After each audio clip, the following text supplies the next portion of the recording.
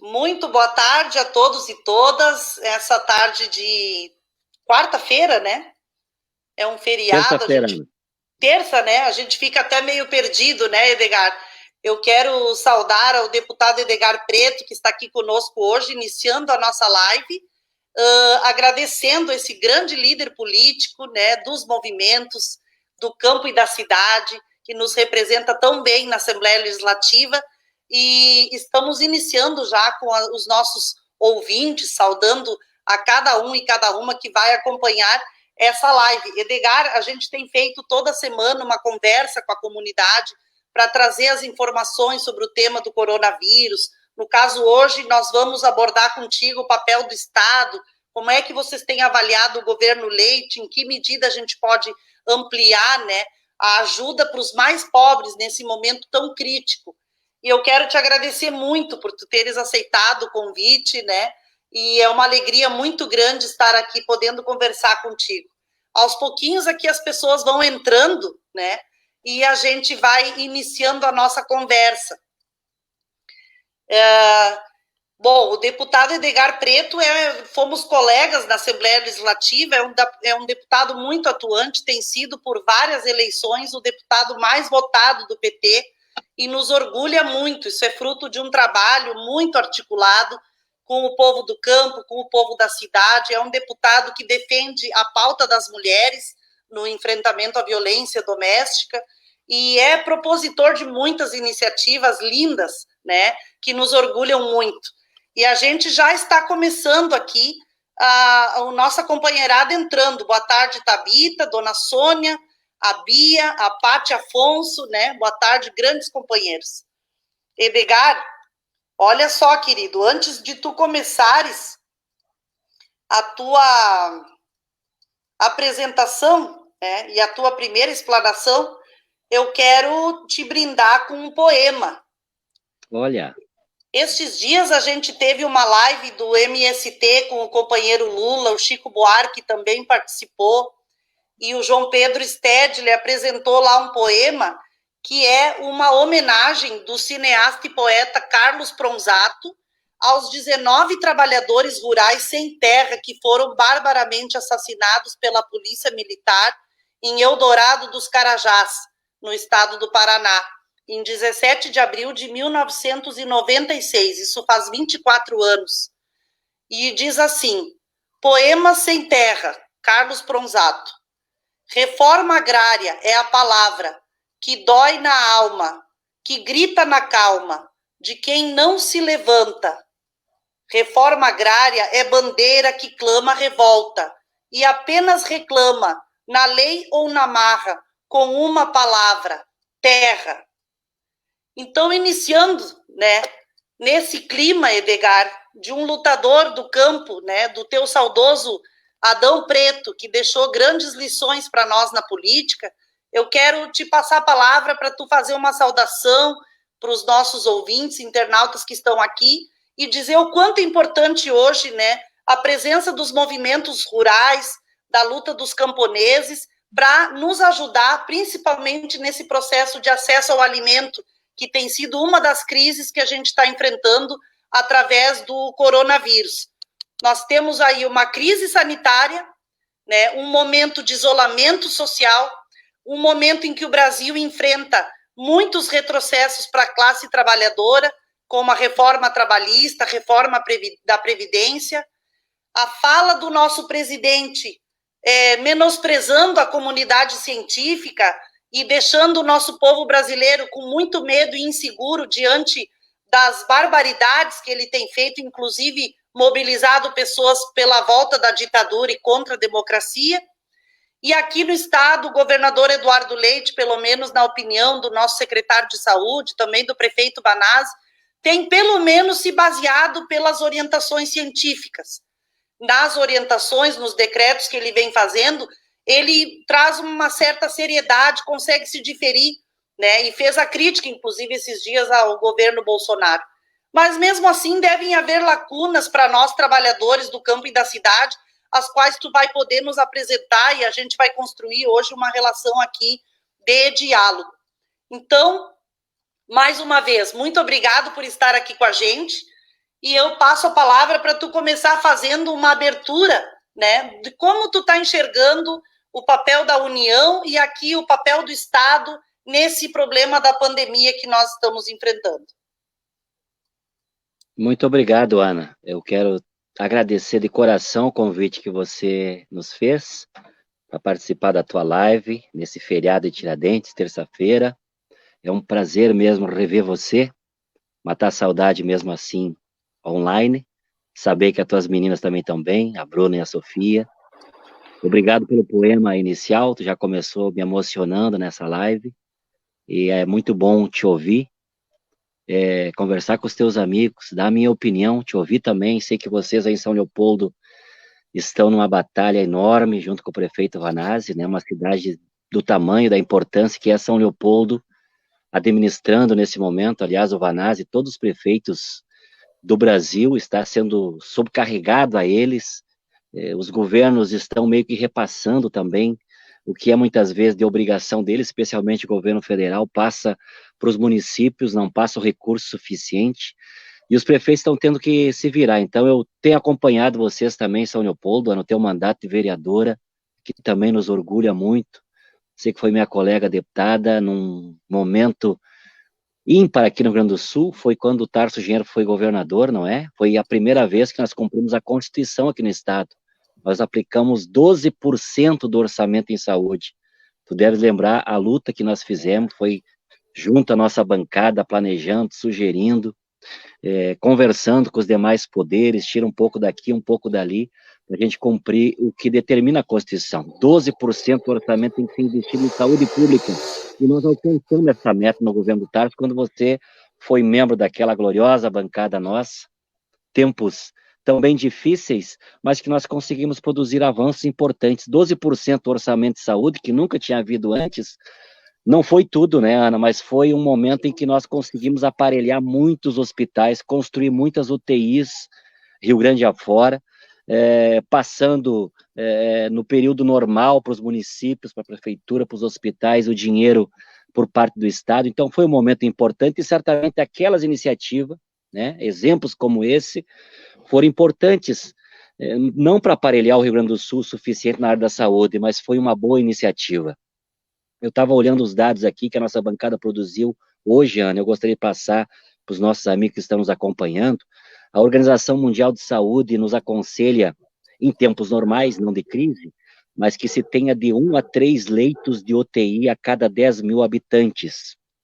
O Brasil, o mundo não, a maioria das nações, ou boa parte das nações, não está preparada para isso. O nosso Rio Grande do Sul, ele conta com 1,4 leitos de UTI a cada 10 mil habitantes.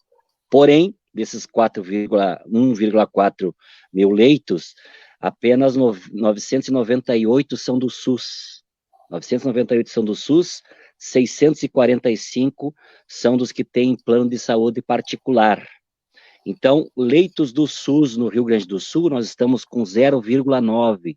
Nós não alcançamos um leito a cada 10 mil habitantes pelo SUS, enquanto que os que não são SUS, os que têm plano de saúde particular, 3,2 leitos de UTI. Ou seja, sempre em momentos de crise, ou seja, econômica ou da saúde, como nós estamos vivendo agora, a conta maior, o dano maior fica para os mais pobres, né? Os mais carentes, os que não têm um plano de saúde particular, que precisam da mão do Estado. E é sobre isso que nós estamos atuando. Nós somos uma bancada de oposição na Assembleia, sabe disso, todos sabem. Nós perdemos a última eleição, mas nesse momento a nossa decisão, como tem sido sempre, é ser muito propositivo, né? Obviamente, encaminhar as críticas, mas apontando também saídas, soluções.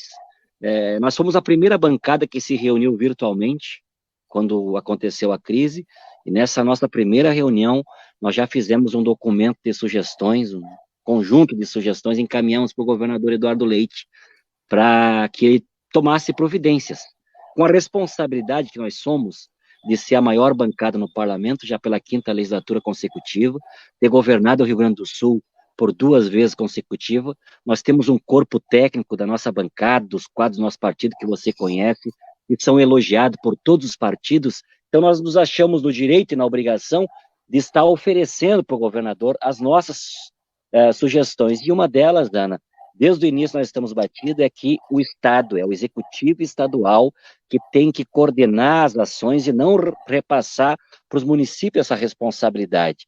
O governador começou bem, lá numa altura ele resolveu flexibilizar, repassando para os municípios, deixar que os municípios façam o que eles acharem que deve ser feito com o serviço.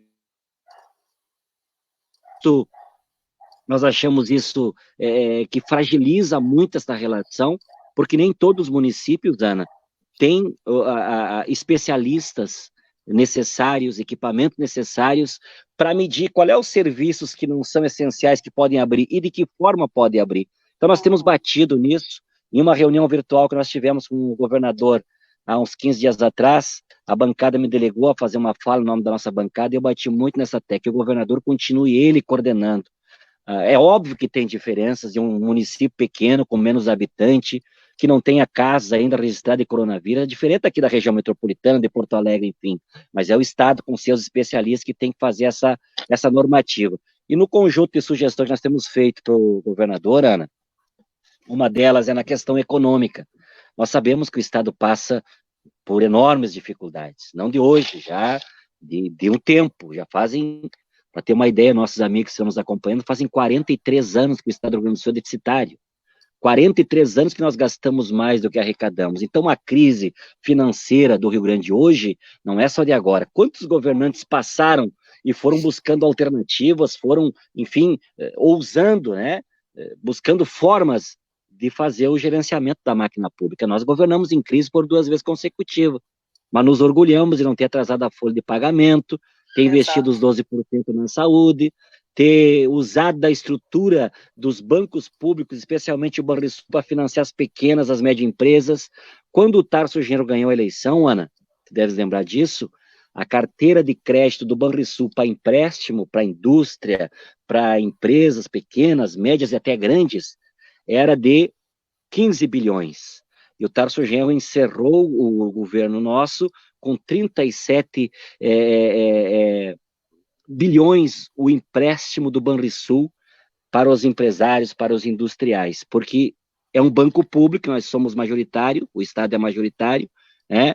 E obviamente tem as normas do banco, não foi doado nada, foi políticas de financiamento utilizado e que serviu naquele momento muito, que é o reconhecimento da indústria. Então nós estamos sugerimos ao governador algo, nós achamos que é importante nesse momento e muito possível de ser cumprido, é que o Estado faça, já era para ser no mês de abril, para ser pago agora no início de maio, a folha de pagamento dos servidores que o Executivo financie no Banrisul. Quando nós lançamos essa proposta, Ana, os colegas teus, professores e professoras, funcionários públicos, até acharam estranho. Como é que eu vou financiar o meu salário? Não, nós estamos sugerindo que o governo, que o Executivo financie a folha e que pague em dia o salário do servidor depois de quase 5 anos, que também é importante os servidores receberem em dias, porque é mais recurso gerando nas cidades, gastando no supermercado, na loja. Os mercados estão vazios também pela determinação do isolamento, mas muitos não vão no supermercado porque não tem mais dinheiro, né? A crise, a miséria está chegando com uma violência extraordinária que nos assusta. E com isso, Ana, pagando em dia o salário dos servidores, o Estado, o Executivo teria à sua disposição, agora, 1 bilhão e 300 milhões de reais. E para isso, nessa sugestão, nós já carimbamos algumas opiniões, nossas sugestões para o governador tomar. Entre elas, o que você começou a falar na tua live. Nós sugerimos que o governador faça a compra de mais testes para examinar nossa população. O Brasil é, se não o último, um dos últimos países do mundo, e o Rio Grande não está atrás disso, o Rio Grande do Sul, como o país que menos está testando a população. Menos está testando. Eu fiz até uma anotação. A Espanha testa 7.500 habitantes para cada 1 milhão de habitantes. A Itália está testando nesse momento, começou lento, agora está testando 16.700 habitantes para cada 1 milhão. E o nosso Brasil o nosso Brasil está testando 269 pessoas para cada 1 milhão de habitantes. O governador Eduardo Leite distribuiu agora 25 mil testes, esses testes instantâneos rápidos, para os municípios, mas é totalmente significante. Eu vi uma fala do presidente da FAMURS, que é lá de Palmeira das Missões, ele disse que para Palmeira das Missões foram 20 testes. Só de profissionais da saúde, os profissionais de saúde que são prioridade, são 250 profissionais lá em Palmeira das Missões, e foi 20 testes, então é coisa insignificante. Então nós achamos que o governador poderia utilizar desse financiamento da Folha e ir pagando o Banrisul aos poucos, em 8 vezes, até chegar no final do ano, né? Nós temos que fazer frente agora nós estamos em crise, e poderia utilizar para isso, para ter mais leitos de UTI, para ter mais testes, para profissionalizar melhor, chamar mais profissionais. Nós temos muitas vagas dos mais médicos que estão em aberta, Ana. Alguns profissionais, ou muitos, foram embora, mas outros tantos ficaram aqui, estão à disposição, e nós achamos que o Rio Grande do Sul, infelizmente, ainda não está preparado o necessário para enfrentar a crise do coronavírus, que já está em crise, que vai aumentar ainda mais, os números estão aí. Eu fiz uma anotação para sintonizar com os nossos ouvintes, nossos internautas, Ana. O Rio Grande do Sul, hoje, apresenta 904 pessoas contaminadas, 27 mortos. No Brasil, são 41.294 contaminados, 2.628 mortes. A pesquisa que a UFPEL, a Universidade de Pelotas, fez, nos dá conta que esse número aqui no Rio Grande do Sul é infinitamente menor do que a realidade, porque nós estamos fazendo teste.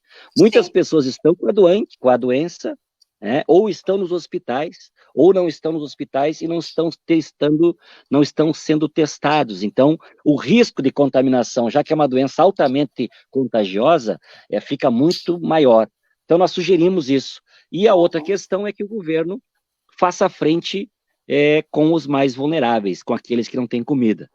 O CONSEA, que é o Conselho Estadual de Nutrição e Alimentação, estima que 1 milhão de famílias gaúchas vão precisar do básico, que é a alimentação.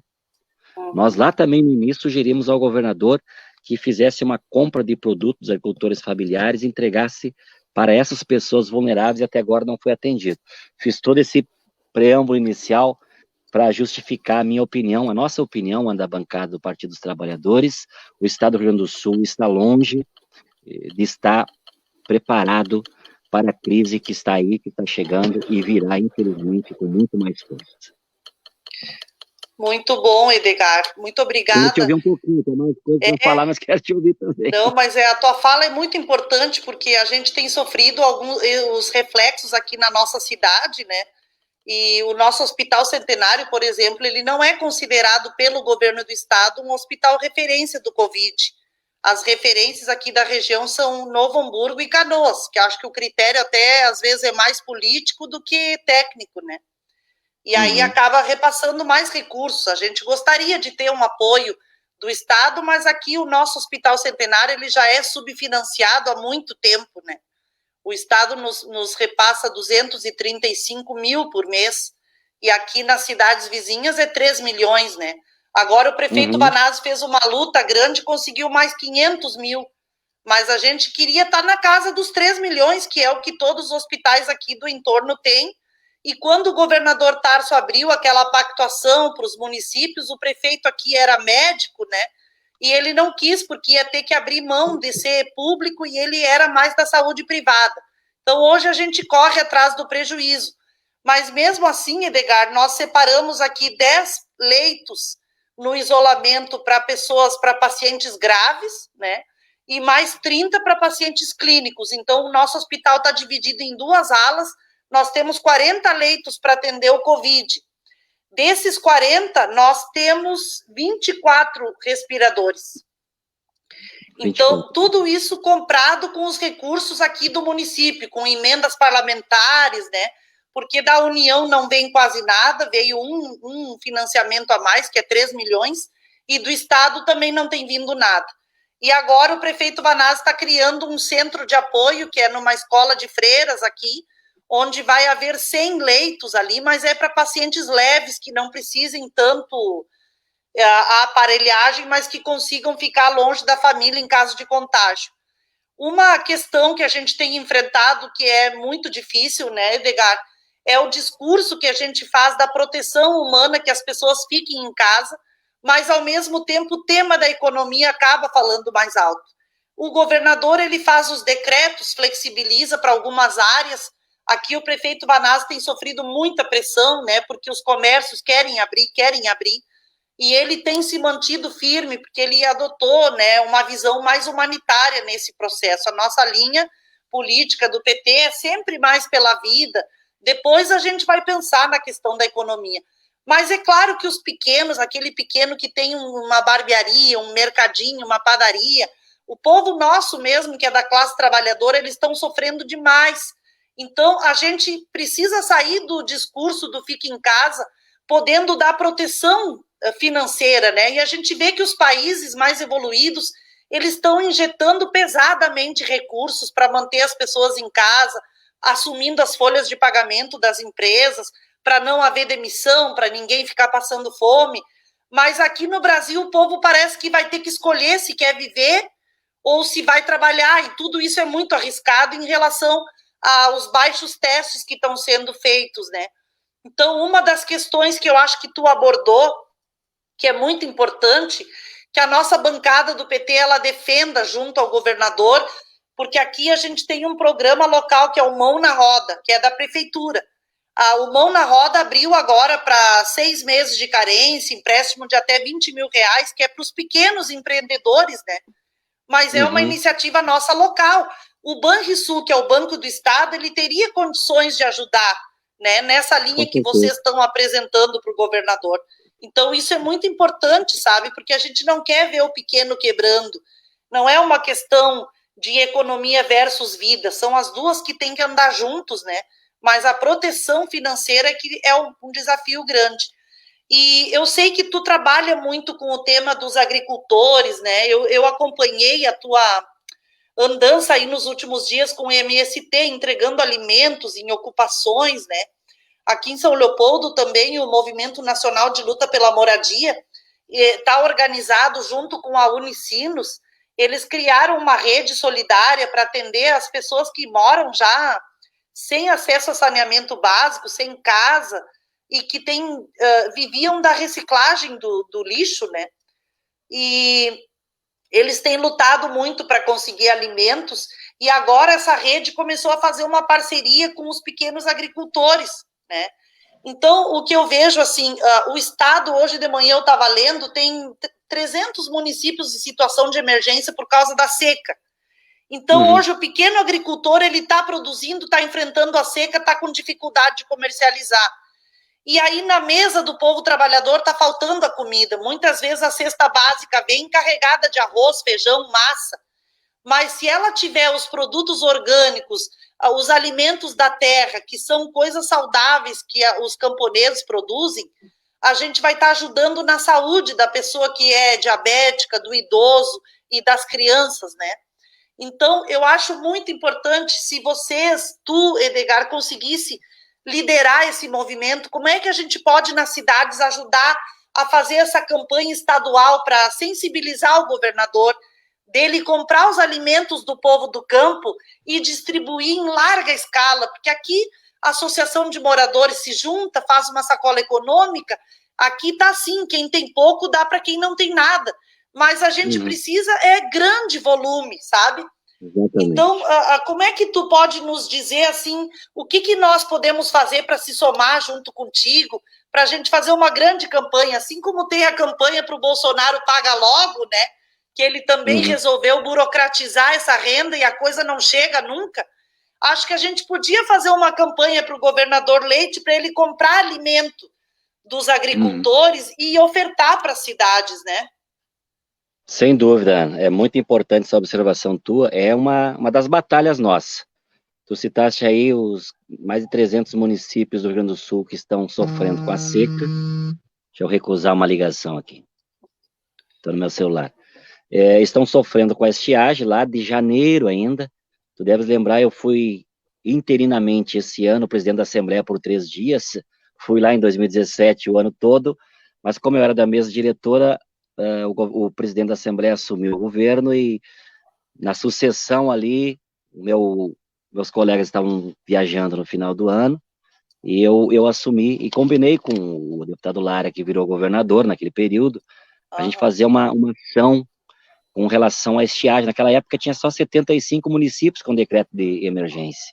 E ali o governador em exercício reuniu o presidente do Banrisul, o presidente do Badesul, o secretário da Fazenda, todos os segmentos da agricultura, desde o MST até a Farsul, estavam ali na mesma mesa, preocupados ainda lá em 22 de janeiro com essa questão. Sugerimos uma audiência do governo federal, eu acompanhei o governador e uma comitiva aqui da Assembleia, mas infelizmente até agora ficou nos anúncios, Ana, não tem nenhuma medida concreta que tenha chegado lá pequeno agricultor, nem o financiamento, nem a prorrogação das parcelas da dívida que vence esse ano não aconteceu.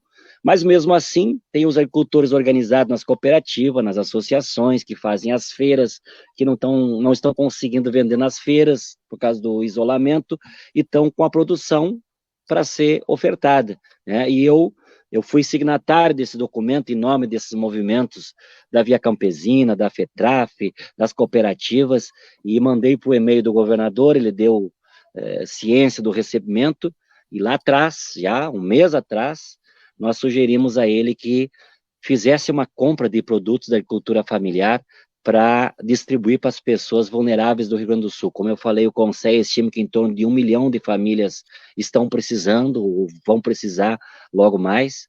Muitas crianças, Ana, vocês aí no São Leopoldo, uma exceção, bela exceção, em tá entregando alimentação para as crianças nas casas, porque infelizmente, para muitas crianças, a principal refeição é da escola, né? E vão ficar sem essa principal refeição nesse tempo. Então, os agricultores e assentados da reforma agrária fizeram essa oferta. E para simbolizar que tem alimentos, o MST, que é um movimento que muitas vezes é tão criticado, aqui do Rio Grande do Sul, né, discriminado, aqui do Rio Grande do Sul fizeram uma doação de 12 toneladas de arroz orgânico produzido sem veneno.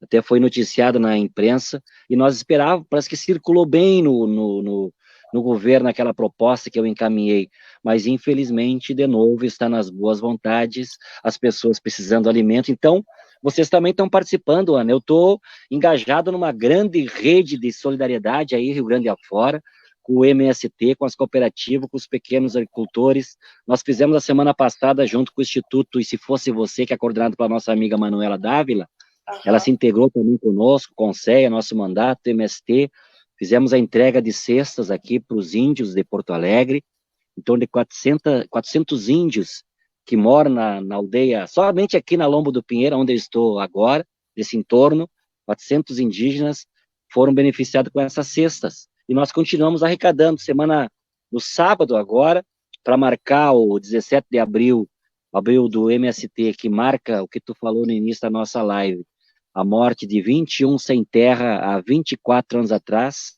brutalmente assassinados. O MST esse ano, sem protesto, porque também estão no isolamento social, tem muitas coisas para protestar, para reivindicar, mas decidiram fazer uma ação humanitária que é distribuir comidas. E nós fomos ali no Quilombo dos Alpes, eu acompanhei, obviamente, com todos os cuidados necessários, com máscara, com luva, recomendando às pessoas também o isolamento. Fomos entregar ali também comidas dos assentados, comidas saudáveis, sem veneno. E eu entregava para eles e dizia, é um oferecimento que o MST está fazendo, e a rede de solidariedade que nós estamos envolvidos, para que vocês, pobres, possam ficar em casa. Eu vi esses dias uma palavra, de tantos absurdos que o Bolsonaro falou até agora, e vem falando cada dia. Ele disse, eu não vou impedir que os trabalhadores saiam de casa para buscar o necessário. Parece uma frase bem colocada, né? Mas é só os ricos, é só a classe média que tem direito de ficar em casa? Os pobres, Ana, nós temos que garantir aos pobres o direito de ficar em casa se protegendo. É claro que a crise, que a fome, que a miséria, que o desemprego batendo na porta das pessoas, obriga esse cidadão a sair. Quem tem que protegê-los? É o Estado. Então, a União, Ana, tem que gastar os milhões, os bilhões necessários para fazer frente, porque nós estamos numa crise como numa guerra. E é assim que o nosso Brasil, assim que os governantes têm que se comportar, num regime especial, colocar todas as energias para proteger vidas. No final, da crise do coronavírus, vai contar quem ajudou a salvar mais vidas. Então, a sociedade civil, eu estou vendo de uma forma extraordinária e muito engajada. Feliz, engajada. O povo brasileiro está salvando o próprio povo. Na ausência das políticas públicas, agora da renda emergencial, que está demorando para chegar, chegou para alguns. É importante dizer, Ana, o Bolsonaro queria 200 pila para cada família. Nossa bancada queria R$1.000 em 3 vezes. E na negociação, então, ficou 600 ou 1.200, conforme o número de pessoas. Mas é uma burocracia sem fim. As pessoas se enfileirando na Caixa Econômica Federal sem nenhuma necessidade. Para que tem que exigir a questão do CPF? Será que uma pessoa vai sair de casa? Se não tiver realmente precisando. Então, a sociedade civil está fazendo a sua parte, mas, obviamente, que esse cobertor é curto, precisa o governo entrar em ação e garantir comida. Então, nessa proposta nossa aqui do Estado, comprar produtos da agricultura familiar, ajuda os pequenos agricultores que estão sofrendo muito com a estiagem, é a maior seca depois de 2012, que você também participou das nossas ações no governo Tarso Genro. Ali nós investimos, Ana, direto do Tesouro do Estado, 206 milhões para socorrer os municípios. Até comida para os animais nós garantimos. E agora os agricultores estão, cada um se virando como pode, os municípios vendo as necessidades bater nas suas portas e não estão conseguindo atender. Então, tem muitas coisas que precisam fazer. Por isso que nós fizemos a crítica, apontamos onde é que estão as falhas, mas também fizemos sugestões que, se nós estivéssemos no governo, era exatamente assim que nós iríamos proceder. Então, a gente sai da condição de oposição ideológica e tenta somar forças. O que tu falou dos pequenos empresários me corta o coração, porque quase todos os dias eu recebo ligação de amigos, companheiros, familiares meus que dizem: vou fechar minha loja hoje, mas não tenho certeza se eu vou conseguir reabrir. O Bolsonaro, há dias atrás, já disse: nós vamos destinar 60 bilhões para as pequenas e microempresas. Cadê o dinheiro que o Bolsonaro prometeu? Nós só temos uma banqueiros tem. Né? Nós defendemos que a União precisa pagar o salário dos colaboradores das pequenas e microempresas. É o Estado, é o governo que precisa pagar. Não tem dinheiro? Claro que tem. Se não tem, tem como você achar, tem como você gerar o banco poder gerar moedas, o Banco Central, o Tesouro nosso pode gerar dinheiro, porque nós estamos num momento de exceção, momento de crise. Mas, infelizmente, eu digo isso, Ana, o presidente da República não está mais à altura de exercer o cargo, a representação que ele tem.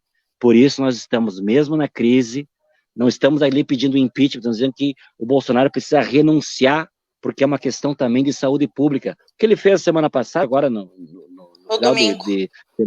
Domingo, isso é crime, isso incorre-se em crime contra a saúde pública. Ele, propriamente, o maior líder, o maior mandatário nacional, fazer aquela exposição, apertar a mão, abraçar, tirar foto, vai contra todas as normas da Organização Mundial de Saúde, vai contra todos os protocolos que as nações estão seguindo. O próprio Trump, que não é nem um progressista, não é de esquerda, não é comunista, não é nada, ele é um direitoso, é da linha do Bolsonaro, se arrependeu das primeiras iniciativas que ele fez. Então, nós estamos nessa luta, Ana. Individualmente, nossa equipe do mandato também, assim como vocês, está engajada em buscar doações, organizar distribuição, porque é o que nós podemos fazer. Nós estamos muito duramente provocando o governo do Estado e oferecendo a nossa ajuda política também, para a gente apontar caminhos viáveis aí para essa grande crise.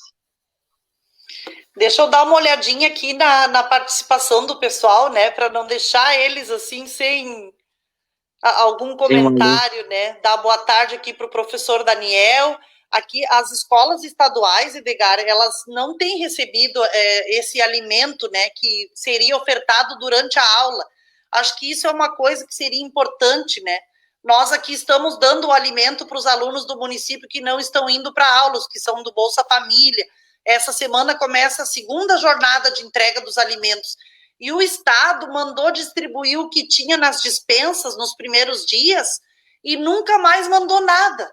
Não vem nem o dinheiro da merenda escolar e não vem a comida. Então, fica difícil uma cidade, tu dar comida para o aluno da rede municipal e o do estadual não ganha, né? Então, acho que isso é uma cobrança que o governador merece receber por causa dos estudantes que estão sem aula. A Daiane Leandro está dando boa tarde aqui para nós, o André Jesus, o Henrique Schuster, ele é da Segurança Alimentar, né, dizendo que tu é um grande parceiro dessa luta. Aqui o pessoal pedindo ajuda, né, a Tati Rocha falando da necessidade aqui dos moradores da Chácara dos Leões, o doutor André Bier também, a professora Ramona, Roberta Paola, o Pedro Vasconcelos, né, dando boa tarde para nós dois. Várias pessoas aqui falando, né, do assentamento Chico Buarque, que o Adriano Pires disse, né, a música, quando eu morrer, que me enterrem na beira do Chapadão, contente com minha terra, cansado de tanta guerra, crescido de coração. Nossa, que lindo. A Suelen está acompanhando também, várias pessoas, a Pátia Afonso, né, te elogiando e lembrando dos bons tempos do governador Tarso, a professora Rosana, enfim, tem muita gente aqui, o Loivo, que é funcionário do Banrisul, né, a Loreto, que é da área da assistência social, enfim, tem muitas pessoas, eu quero agradecer a todos e todas que estão aqui participando, né. Eu acho, Edgar, para a gente ir finalizando a nossa conversa aqui, né, te agradecer por isso, eu acho que a gente poderia... tem uma questão que o governador ele foi adotando algumas regras para as regiões, pelas especificidades de cada uma, né? A região Serra, por exemplo, ele avaliou dentro da comunidade técnica que como tem um índice de mortandade pequeno ainda ali, os 14 prefeitos da região acabaram concordando com a manutenção de algumas atividades, foi de consenso, né? Já nós aqui, São Leopoldo, a gente fala do lugar dessa grande região metropolitana, que é a região onde a gente tem uma preocupação maior pela densidade demográfica, né, e pelos índices. Então, talvez eu acho que essa questão que o nosso secretário de saúde falou, que se o Estado adotasse um nível de testagem maior para a região metropolitana, pudesse ajudar, né? Aqui em São Leopoldo, nosso laboratório municipal, ele foi agora, semana passada, ele foi autorizado pelo Ministério da Saúde para a gente começar a fazer testes. Nós temos insumos, assim, para fazer 1.300 testes, mas não é muita coisa, né? É uma participação local.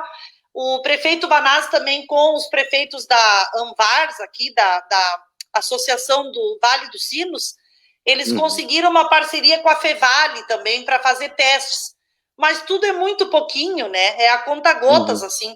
Então, acho que uma questão que tu poderia levar como porta-voz nosso é que a região metropolitana, por ser a que tem a maior densidade e a que está com as restrições maiores, o Estado investisse na testagem mais massiva aqui para nós, né? Acho que isso seria muito importante. O tema do alimento, né? Se tu criar uma campanha aí, criar uma hashtag, né? Governador, compra a comida do agricultor, alguma coisa assim, a gente é parceiro contigo para a gente levantar essa luta, sabe? Porque, às vezes, uma mobilização digital, virtual, no Twitter, nas redes, pode dar uma sensibilizada, né? Vamos ver se o homem se mexe, né? Governador, compra alimento do agricultor e aí faz chegar na mesa, ajuda o povo do campo e ajuda o povo da cidade. Eu sou parceira e a gente pode construir uma rede aqui em todas as cidades apoiando essa hashtag, né? E o tema do Banrisul, né? Seria muito importante também que vocês puxassem, a gente também pode fazer uma campanha, né? Que o Banrisul abra uma linha de crédito para os pequenos, para a gente não matar esse povo assim que está assim, sem conseguir pagar folha, eles vão começar a demitir, a gente não quer também demissão. E a gente sabe que são pessoas que não estavam preparadas para viver isso aí. Então, é como tu falou, a classe trabalhadora também tem direito de se cuidar, se proteger e fazer o isolamento. Mas, para nós, sempre tudo é mais difícil, porque parece que agora a gente vai ter que escolher se vai trabalhar, se expõe ou se vai quebrar. E a União tem que bancar isso, né? Assim como o Banrisul poderia, né? Que é um banco onde o Estado é majoritário, né? O Banrisul poderia já estar ajudando. Então, essas 3 sugestões, assim, eu deixaria para ti, como tu é o nosso porta-voz, né? Para toda a nossa bancada, se vocês criarem uma campanha, a gente está dentro, porque é ruim, a gente não tem como fazer mobilização social na rua, né? Se pudesse hoje, eu acho que um fora Bolsonaro ia dar muito povo na rua, mas não pode. Exatamente. Então a gente bate panela e a gente pode, pelas redes sociais, fazer pressão, né? Queria te deixar essas contribuições, assim, bem singelas, né? Ótimas contribuições. A questão do financiamento, uma linha de crédito especial do Banrisul é fundamental, Ana. Nós mantemos o Banrisul com muita luta, público ainda, né? O executivo estadual, o governo estadual é o acionista majoritário do nosso banco. Obviamente que tem todas as regras, mas tem que ter uma política diferenciada para os pequenos, para os micros, para os comerciantes, de juro zero. O Estado pode bancar o juro para o banco, para chegar lá na ponta juro zero. Essa crise econômica, Ana, mesmo a gente vai combater o vírus, mas a crise econômica vai perdurar por um tempo ainda, então teria que ter pelo menos os 2 anos de carência para esses comerciantes reabrir, começar de novo, se estruturar, se organizar, para depois pagar essa conta. Então está sim nas nossas sugestões, nas nossas lutas, mas é sempre muito bom te ouvir também, porque você está aí junto, mas está perto também da população.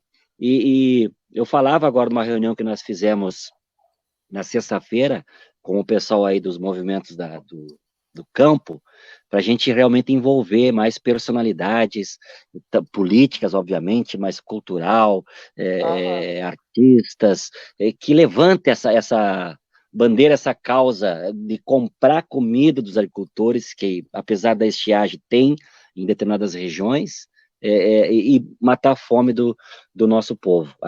Quem tem fome tem pressa, Ana. E nós precisamos estender a mão, colocar toda a energia do poder público para fazer frente a isso. Quero, encerrando também, dizer que nós estamos formulando uma proposta para entregar para o governo do estado na questão da violência contra a mulher, porque os dados têm apontado que tem aumentado os feminicídios muito. Nesse tempo de isolamento, né? As pessoas estão mais concentradas, o estresse, a bebida, todas aquelas coisas que são a causa do machismo de homens que acham que a mulher é sua posse, que potencializa tudo. Potencializa tudo. Nós estamos, um dos grandes problemas que já está verificado pelas autoridades de segurança é a dificuldade em fazer a denúncia, né? Isso. Fazer presencial, a mulher sair de casa, poucos profissionais estão nas delegacias, dá para fazer online, mas nem todos têm acesso, nem todos têm o conhecimento. A proposta nós estamos elaborando um pouco melhor, que sabe até aprovar na Assembleia um projeto emergencial, porque está aberto agora para protocolar projetos com relação à crise, de que a gente abra a possibilidade de estabelecimentos comerciais, como farmácias e supermercados, possam ajudar a vítima a fazer a denúncia. Porque uma das questões do homem violento, do homem agressor ou em condição de violência, ele vigia tudo, inclusive o celular das vítimas. Com então, certeza. A mulher fazendo um comunicado online, possivelmente, ele pode descobrir. E tem uma recomendação da ONU para as nações membros, e já está acontecendo em alguns países, as farmácias, por exemplo, elas estão abrindo uma senha. A mulher que está sofrendo violência chega na farmácia e pede a máscara 19. É uma senha que está sendo usada. E aí o trabalhador da farmácia, já treinado para isso, ele já vai pegar ali o telefone, o endereço, o nome dela, o nome do agressor, e ele faz a ligação lá para o órgão de segurança. Obviamente, esses estabelecimentos já estão credenciados no Estado. Seria uma maneira simples. Nós estamos ainda funcionando a Patrulha Maria da Penha, que foi lá no governo Tarso criado, está se aperfeiçoando agora, depois de um tempo, mas poderia utilizar essa rede para botar estabelecimentos, ajudar as mulheres vítimas a sair da condição de violência. Hoje, Ana, por fim, 75 anos do CEPER Sindicato, que você faz parte como professora. Eu já fiz um vídeo também prestando a minha homenagem aos trabalhadores e trabalhadoras da educação. Quero te parabenizar também por esse dia. 75 anos de existência do sindicato. Não é pouca coisa, sempre lutando pela educação pública de qualidade. E no meu vídeo eu disse, eu quero que as sinetas, que é o símbolo do sindicato, continue ecoando o Rio Grande afora. Porque quando houver barulho de sineta, é sinal que teremos boas lutas em defesa da educação. Ana, eu te agradeço de coração, com a certeza de que nós vamos combater esse vírus e depois nós vamos recuperar o nosso Brasil. Não terá uma economia recuperada se o povo não tiver com saúde. Então, vamos garantir que mais pessoas possam ficar em casa, que os pobres, que os trabalhadores possam ficar em casa, que os comerciantes tenham amparo, os pequenos, os micros, até os médios empresários. Nós precisamos também dos grandes empresários, dos empregos que eles geram, né? Sim. Que o Estado, que o poder público trata de socorrer nesse momento de emergência para possibilitar que a gente volte o mais breve possível combatendo o vírus, retomar a nossa economia brasileira. Obviamente, com um novo comando nacional. Certamente os trabalhadores estão com saudade das políticas públicas que tinha o nosso Brasil, mas a nossa live é de solidariedade. O MST é um bom exemplo, Ana. Começou falando do MST na live, nem aquela violência de Eldorado dos Carajás, que matou 21 sem terra em uma ação única, nem toda a violência e o preconceito que o MST sofre foi capaz de impedir que se tornasse esse grande movimento enraizado no Brasil inteiro, reconhecido no mundo pela sua luta em defesa da vida e agora distribuindo comida para as pessoas, ou seja, cada um pode fazer a sua parte. E nós que temos um poder de tribuna, um poder especial de fala, de ser ouvidos, nós temos que gritar nesse momento mais alto ainda, Ana, em nome daqueles que não têm voz, que não têm eco na sua voz. Então, agradeço de coração o convite que tu fez, te parabenizo pela luta, e você também é um orgulho para o nosso Partido dos Trabalhadores. Muito obrigada, Edgar. Tem várias pessoas aqui emocionadas, professores do Estado, te agradecendo pela lembrança do CEPERS. Quero te agradecer muito, Edgar, por teres estado conosco esse tempo, trazendo para nós a qualidade da intervenção da nossa bancada, da tua liderança como deputado junto ao governo do Estado. Vamos continuar na luta, né? E quero, em teu nome, saudar a todos os movimentos sociais, em especial ao MST, tão discriminado na sociedade, né? Quando a gente fala da luta de classes, nós somos um partido identificado com as lutas do campo e da cidade, e nós nunca tivemos vergonha de defender o nosso projeto de sociedade e o socialismo. E, com certeza, esse processo todo que a gente está vivendo está mostrando que o neoliberalismo não é capaz de suportar situações como essa pandemia está nos impondo. É o Estado forte, é a luta dos movimentos, é os pequenos se ajudando entre si, são os valores da solidariedade, né? O ser acima do ter. São essas coisas que a gente sempre defendeu. E nessa hora a gente faz a luta de peito aberto, porque a gente se orgulha da nossa história, dos valores de sociedade que a gente defende, e que com certeza a gente precisa sair desse processo também, estruturando uma nova sociedade baseada em outros valores, que não os valores do capitalismo que nos levou a essa situação. Então, meu muito obrigado a ti, meu abraço afetuoso, caloroso, virtual, né? Muita força para que a gente continue nessa batalha. E pode contar com a gente para todas as campanhas. Não esquece dessa ideia, hein? Governador, compre alimento do agricultor. Eu sei que vocês podem fazer essa música e a gente vai cantar ela e vai fazer a hashtag. Tá bom? Obrigado, Ana. Um abraço, a todos então. Os teus amigos aí. E os teus amigos podem me acompanhar também na nossa rede social, no Facebook. Sim. É Edgar Preto, no Instagram é @deputado Edgar Preto. Pode acompanhar também a nossa caminhada diária que estamos fazendo. Beijo, Ana, e um abraço. Beijo. Um abraço para todas as meninas também. Obrigada, para os teus pequenos também, para toda a tua família. Valeu.